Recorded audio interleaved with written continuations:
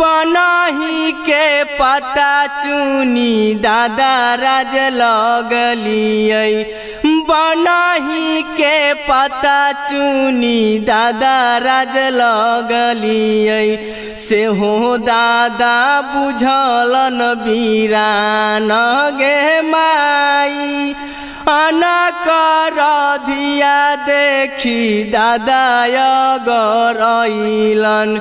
हमारा के बुझलन बीरान गे माई। अनकर धिया देखी दादा गरइलन।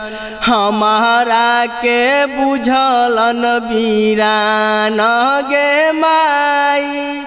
बनही के पता चुनी पापा राज लगलियै। से हो पापा बुझलन बीरान गे माई। बनही के पता चुनी पापा राज लगलियै।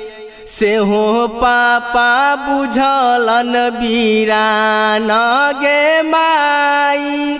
अनकर धिया देखी पापा गरइलन।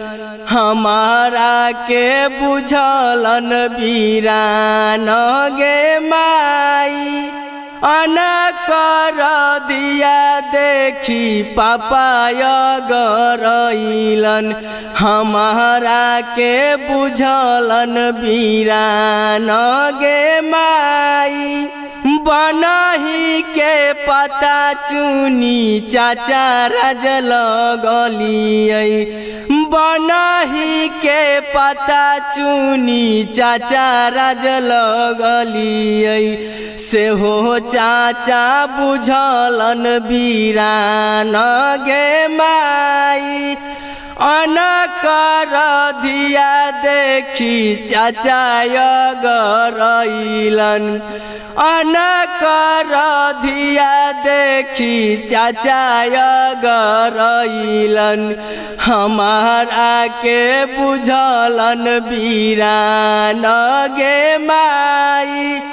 बनही के पता चुनी भैया राज लगलियै। बनही के पता चुनी भैया राज लगलियै। से हो भैया बुझलन बीरान गे माई।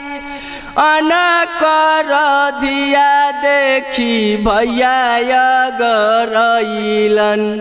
हमारा के कइलन बीरान गे माई।